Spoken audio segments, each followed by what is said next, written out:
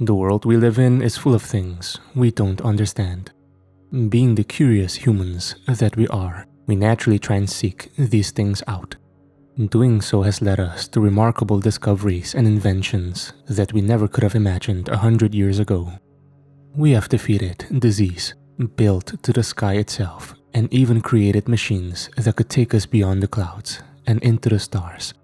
If our ancestors could see us and what we have created, I'm sure many of them would see us as gods.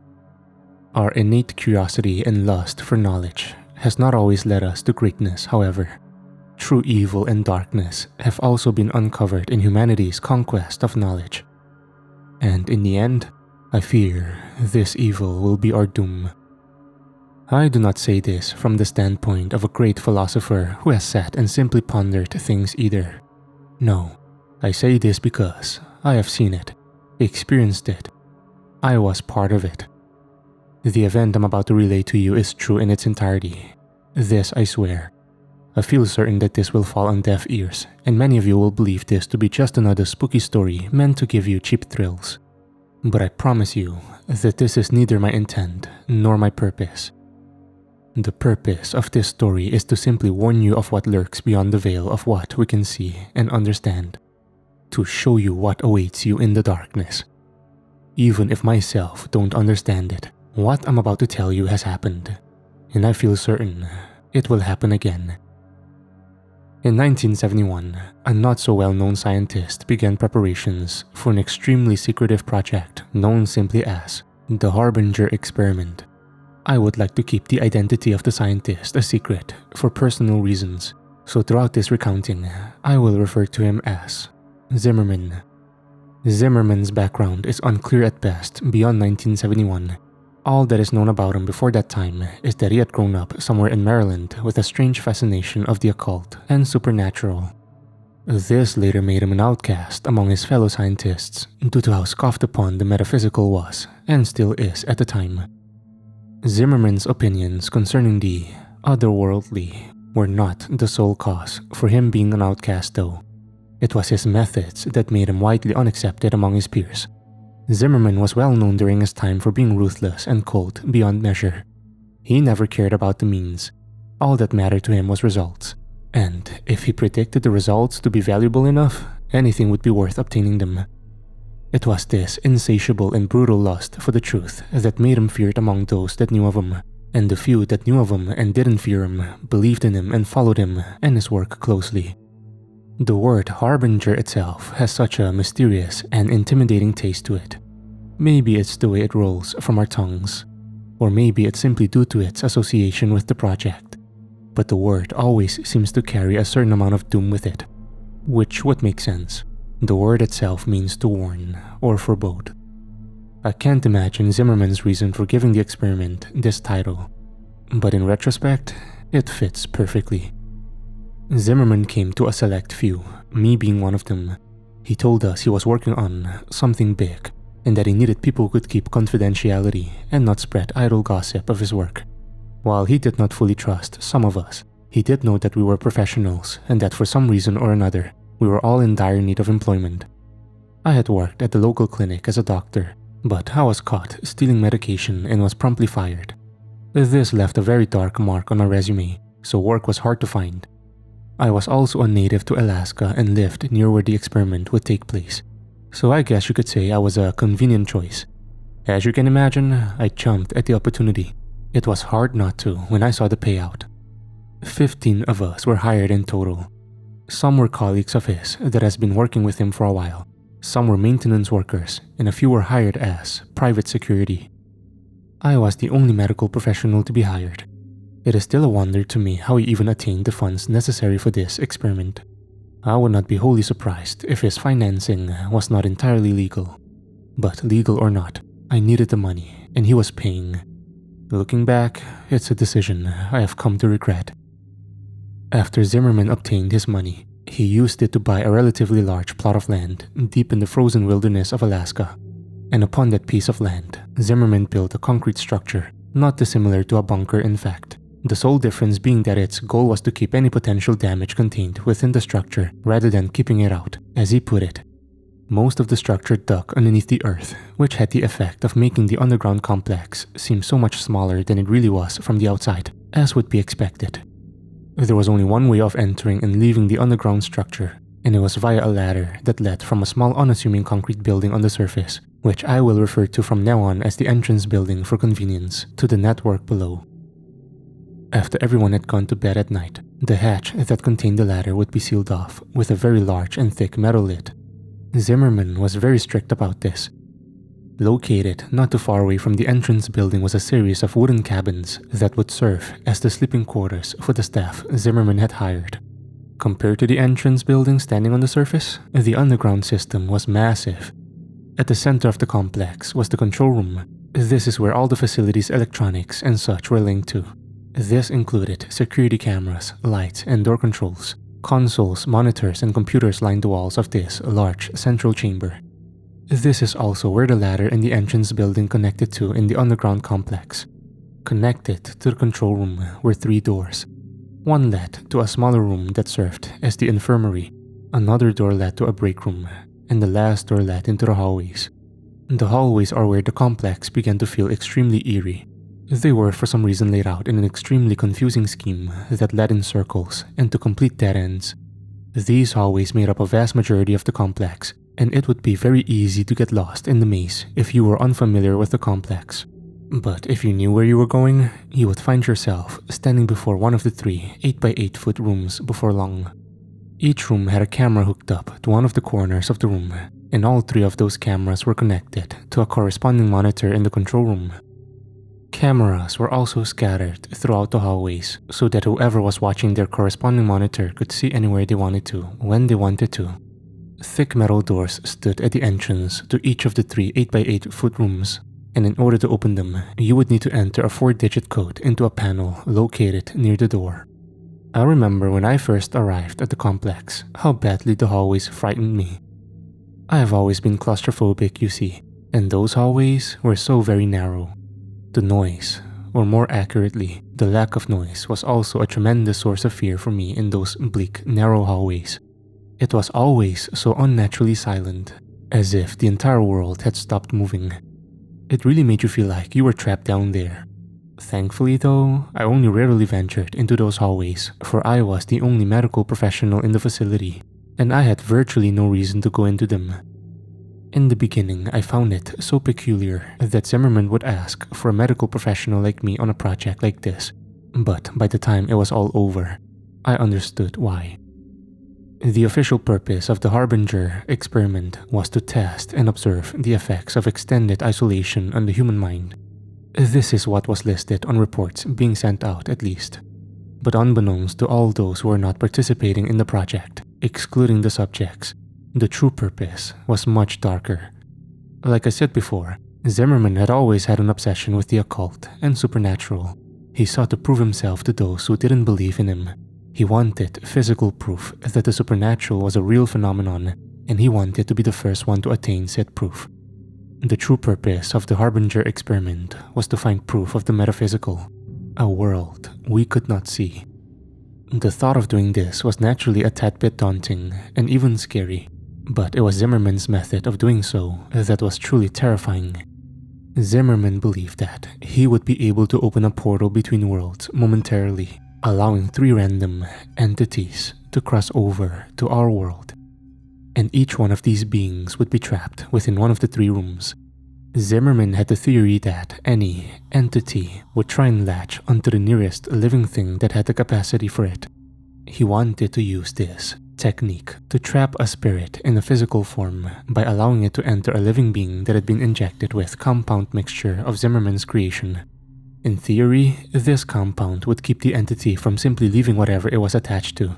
The only way it would be able to leave a host who had been injected with the compound was through death. According to Zimmerman, the host would have to be something living, with a will strong enough to survive the possession.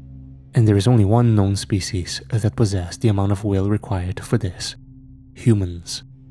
Zimmerman had also done something to ensure that the entities would only enter the 3 rooms, and that there would only be one entity in each room, though I cannot say I know what exactly he did. In fact, I know next to nothing when it comes to how Zimmerman managed to do what he did. He liked to keep his methodology a secret to his most trusted colleagues, most likely due to his paranoia that someone would steal his ideas and take credit for the success of said ideas. If I had known that this was the true purpose before I signed up, I may have reconsidered.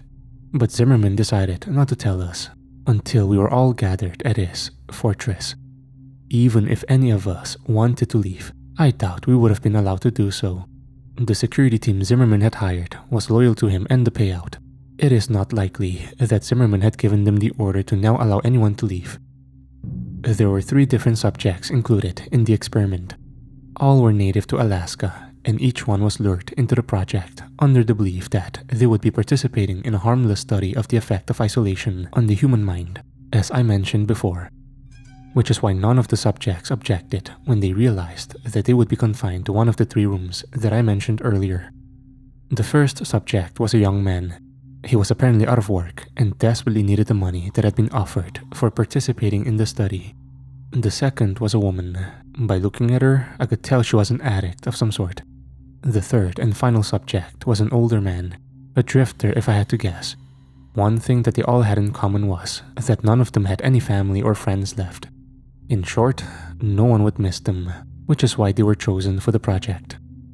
I am sorry, I wish I could supply more information about the subjects, but all of this has been drawn from memory, and I was given little information on the 3 to begin with. The experiment did not officially begin until 1987, 16 years after its original announcement. I was eager to begin, so I packed up and headed out to the complex as soon as I could. I arrived at the compound a week before the subjects had even signed up, and a whole month before the project even began. I was not the first to arrive, by any means. When I got there, Zimmerman, his colleagues, and the security team had already arrived. I suppose you could say I was among the people Zimmerman didn't trust to arrive first. Everyone had arrived about a week before the experiment began. There was a noticeable rift between those who were there simply for the money, like me, and those who were followers of Zimmerman. On October 15th, 1987, all the preparations were in place. The subjects had been sealed in their rooms. The cameras, lights, and speakers were fully operational, and all the staff members had settled in. The time had come for the experiment to officially begin. Zimmerman asked everyone to report to the control room around 9 p.m. to witness the beginning of the experiment. He wanted everyone to be present when he proved that all his theories had been correct, and that he was not just a madman. He wanted us all to see the fruits of his labor. When everyone had finally gathered in the large control room, Zimmerman turned to us and simply said, "Observe." He then turned his back to us, leaned into the microphone that would project his voice through the 3 rooms, and then he began chanting in a strange language that I feel certain no one but Zimmerman could understand. We all observed the 3 large monitors on the wall, silently waiting for something to happen. The subjects all stood in their room, dumbstruck by Zimmerman's chanting, staring at the monitors with confused expressions on their faces. After about 5 minutes, I felt something awful. I cannot explain what exactly it was, but a horrible feeling of dread washed over me, riddling me with fear. It was then that the ground actually began to shake subtly, and the lights began to flicker. Zimmerman continued chanting into the microphone as if nothing was off or wrong, while the subjects began dashing around their rooms, screaming for help. Then suddenly, the ground stopped shaking, and the monitor's image turned into static. The air began to become very heavy as we all stared at the monitors, waiting for them to regain their image and show us what was happening or what had happened in those 3 rooms. For a while, all was silent, but then there was screaming. The screams of a woman going through unbearable pain and terror began to echo through the compound. The similar screams of men began to coincide with the woman's terrified screams, and together they mixed into an awful symphony of pain and fear that beat mercilessly into our ears. Those of us who were here for the money began to give each other scared looks, while those loyal to Zimmerman seemed completely unfazed. We wanted to leave and never come back to this awful place, but we all knew deep down that Zimmerman would never allow that to happen. We were here for the long haul. There was no escape. It was 10:13 p.m. when the screaming finally stopped. The monitors had yet to reveal to us what had occurred in those 3 rooms. As soon as the screaming ended, Zimmerman stood and dismissed us all for the night, adding that we were all forbidden to come back into the compound until 10 a.m. tomorrow morning. Not like any of us wanted to. We all solemnly made our way out of the compound and towards the cabins and settled in for the night. I feel it is safe to say that not all of us slept well that night, and I was not one of them. The following morning, all of the staff had arrived at the entrance building. We all stood inside exchanging tired or nervous looks as we waited for Zimmerman to arrive and open the hatch that concealed the ladder. I could see palpable fear in the eyes of some of us, while others did not seem to have even been remotely affected by what happened last night. Zimmerman showed up 5 minutes after 10, apologizing for his tardiness as he came through the door of the entrance building.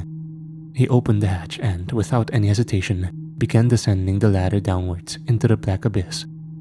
He almost seemed enthusiastic. I was the first to follow behind Zimmerman's dark descent into the facility. It seemed that the farther I climbed down, the more darkness closed in on me, as if it was trying to swallow me whole. As I climbed deeper, I couldn't help but feel that this place was different somehow.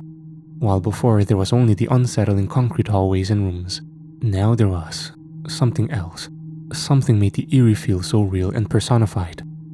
I felt like a horrible and gruesome scene awaited us down there. But I continued climbing downward, despite my fear and my hesitation. This was no longer just a spooky bunker. There was darkness and malevolence in the air. A true evil now lurked here. And I could feel it. We all could. I finally felt my foot touch ground and let out a silent sigh of relief to be on solid ground. Almost as if on cue, the light bulbs came alive, dousing the room in their warm and welcome light. Zimmerman must have turned on the power, I thought. I allowed myself to take a couple seconds to examine the control room. It was exactly as we had left it last night, for which I gave a silent and thankful prayer. It was almost as if nothing unusual had ever happened. I shook myself from my thoughts as I remembered the static-filled monitors from the night before. I let my eyes slowly make their way towards the monitors on the wall, anticipating the grim and fearful scenes that would be on them. My attention was first grabbed by monitor 1 and 3, which were still pure static. It would have been a small relief, but then the motionless image on monitor 2 caught my eye. Room 2 was entirely still, and everything seemed entirely untouched. I couldn't help but gasp as I noticed the only thing that was different. The woman lay in the center of the small concrete room. An expression of fear and terror was frozen into her gaunt face as she lay silent and lifeless on her back. Zimmerman's expression turned angry when he saw this. He ordered that second monitor to be turned off. And it was. We didn't ask why.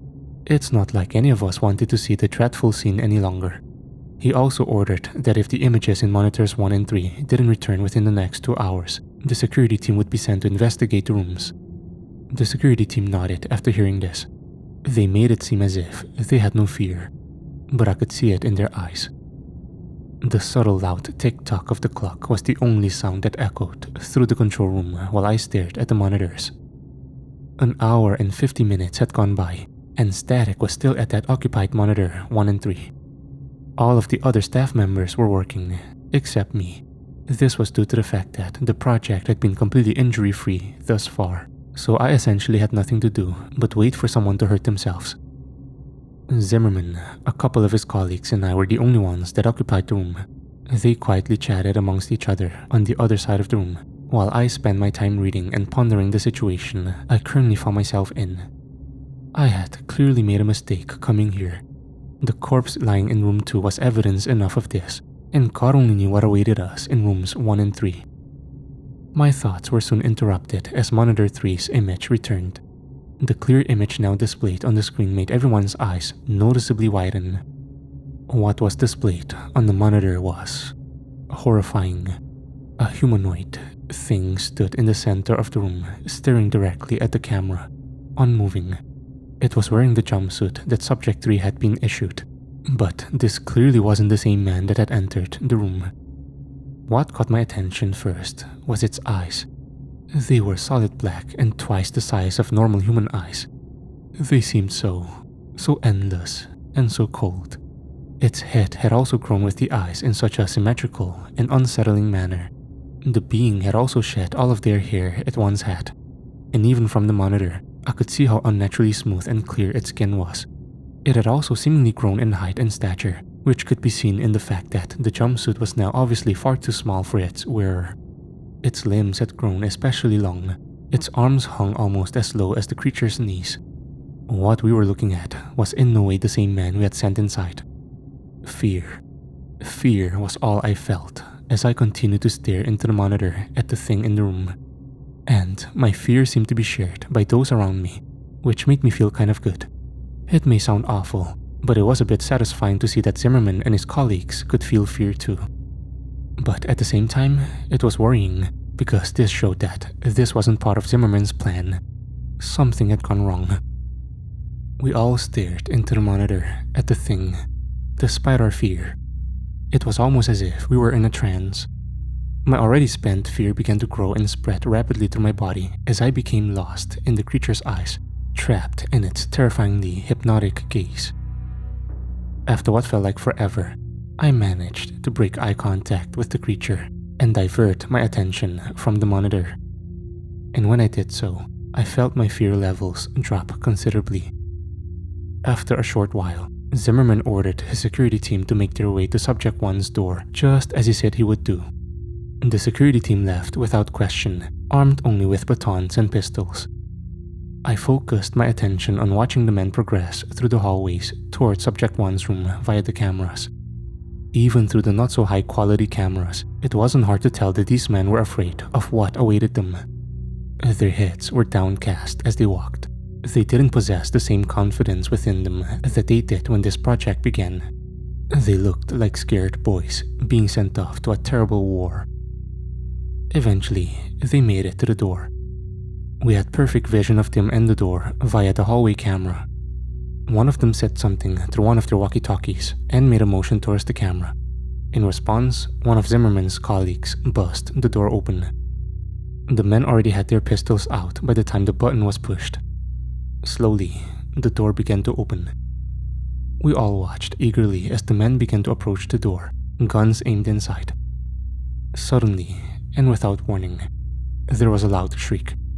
And as something bounded out of the room at the men, the monitor turned into static. Immediately, we could hear screaming echoing down the hallways, followed shortly after by the distinct sound of gunshots. We could do nothing but wait. After a couple of minutes, the screaming and gunshots stopped.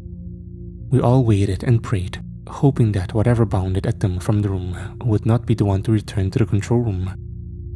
After a couple of minutes, 3 of the men came back, carrying with them the corpses of the 4th. He had massive cuts covering his chest, and his face was shredded. You couldn't even tell who he was anymore, or even that he was human. I was used to gore, being a doctor and all, so I felt somewhat unfazed by the mass of shredded flesh and bloodied meat they carried with them. But many of the others went pale and vomited. The security team all wore emotionless expressions and eyes filled with terror. One of the men finally looked up at us. He stared at us for a while with those wide eyes of his. "It's dead," he finally managed to mutter in a shaken and scared voice. A couple hours went by. The dead man's name was Frank. He was buried outside in the cold Alaskan ground. 2 of the men were unharmed, physically at least. The 3rd was alive, but only barely. His body was covered in bloody slashes, and one of his eyes had been gouged out. I managed to stabilize him, but only just. The other 2 men vaguely explained what happened. Apparently, Subject 1 leapt out at Frank after the door had opened. Only, it wasn't Subject 1 anymore. According to them, it had a hideously contorted face and long sharp claws. They claimed to have shot it over 12 times before it fell dead, and then they emptied another 12 bullets into it just to be sure it was really dead. Only once it was dead did they come back. After tending to the wounded man, I went to investigate the monitors. As afraid as I was of seeing what those monitors may held, I needed to see. Subject 3 was the only one left now, and I needed to see it and make sure the creature was still in his room. It seemed to be more like a jail cell than an ordinary room at this point though, which was probably a good thing. The cameras displaying Subject 1's room and the hallway outside, it still displayed a static-filled screen. No one was sent to repair them or investigate. We just had to hope that Subject 1 was well and truly dead. Monitor 3's image was exactly the same as I had left it. Subject 3 was still staring directly into the camera at us. He was still in the exact same position. And if it were not for the small fan in the corner of the room, I would think I was still looking at a still image. In a way, I felt relief at seeing this. Relief that he was still in his room and had not escaped while no one was looking. After everything quieted down, I noticed something especially unusual. There was a strange sound emanating from somewhere. At first, it was barely noticeable. The only reason I heard it was because of how extremely quiet it was in the infirmary. But as time went by, it slowly began to increase in volume. After about an hour, it was loud enough that everyone else could hear it too. And after a couple more hours, its volume had increased so much that we could determine what the noise was. It was a song. One of the staff members identified it as "Living in the Sunlight" by Tiny Tim. Apparently his father loved the song and listened to it frequently. The song seemed to be on a loop and kept replaying itself. Although we were able to identify the noise, we remained unable to identify its source. We knew that it wasn't coming from the speakers because we had turned them off. It seemed to be emanating from the walls themselves. More time ticked by as we all began to become increasingly agitated by the song. I spent most of my time in the infirmary attending to Frank or in the control room. Fear hung in the air, and the presence of unmistakable darkness and evil was no doubt its source. Subject 3 still had not moved. He had kept his unblinking gaze fixed on the camera the entire time. It always felt like he was staring directly at me, no matter where I was in the room. I think this effect was also felt by others due to the fact that they seemed to move around the room a lot, and for seemingly no reason. After a few hours, the song was so loud that people almost had to shout in order to communicate. We had been trying to find its source so that we could turn the song off, but it was to no avail. The source was completely unidentifiable. This added a level of extreme irritation to our already very present fear. It was around 8:30 that the ground itself began to shake once again, just as it had done the previous night. Panic began to spread among my fellow employees and me as the shaking grew in intensity. During this, I had the sudden instinctual feeling to look over at Subject 3's monitor. It was gone. Almost as if on cue, the power went out, and thankfully, the song did as well. Ever since the security team came back, panic had been slowly building up among the staff, and Zimmerman was powerless to stop it. When those lights went out, the calm projections that everyone had been trying to maintain left us, and the fear in all our hearts took over. The emergency backup lights kicked on shortly after the power went out, which I gave a silent, thankful prayer for. The lights were dim, but they still allowed me to see a lot. Total panic seized us as many of my fellow staff members began screaming and rushing to the ladder in an attempt to escape. But too many were trying to use it at once, and no one was able to get very far on the ladder without someone else pulling them to the floor and taking their place. Zimmerman was shouting for everyone to calm down, but his dominating and intimidating personality had no effect here, and his demands fell upon deaf ears. It was total chaos. It wasn't long until people actually started hurting each other in their desperate attempts to get up that ladder and out of this place. I could only stand against the wall and wait for my opportunity to escape up the ladder. All the screams were soon silenced as the familiar hum of that unsettling song began to rise in volume again. Only much quicker this time. And this time, it was clear that the noise was coming directly from the maze-like corridors. People stopped fighting and shouting as all our attention shifted to the door that led into the hallways. The song quickly got louder than it ever had been before, which forced many of us to cup our ears with our hands in an attempt to silence the noise. Then, suddenly, the song just completely stopped. Silence. That was all that filled the room as we all stared at the thick metal door in anticipation for what was coming. It felt like ages had gone by, but in reality, it was probably only seconds before the silence was broken. the door suddenly and violently burst open, and the music started again, louder than it ever had been before. The suddenness and the volume of this caused many of us to recoil by falling to the ground and grabbing our ears in an attempt to block out the noise. I glanced up for just a second, and in the doorway stood a tall, smooth-skinned figure with long limbs and eyes so dark and malevolent that you could clearly see them in the dim lighting. After I got my bearings, I looked upwards with the creature once again, just in time to see the thing pick up and rip Zimmerman in half in one fluid movement, dousing the room and everyone in it with his blood, intestines, and organs. I was no stranger to gore, but the sight of that was too much for me to bear. I hunched over immediately after seeing this and vomited all over the cold cement floor. The latter is my only hope of survival, I thought to myself as I forced myself to a standing position, and as my eyes rose along with the rest of me, I could feel the thing ripping and tearing through the people as they scattered in an attempt to escape it. It was distracted, and as awful as it sounds, this was my only chance to get up that ladder. I forced my legs to move towards the ladder, trying to block out the terrified screams of my fellow staff members and the unbearably loud music. I could hear gunshots coinciding with the screams and terrible sounds of flesh being ripped apart somewhere in the mess of noise. I reached my hands outwards and felt a wave of relief wash over me as my fingers came into contact with the hard metal rungs of the ladder.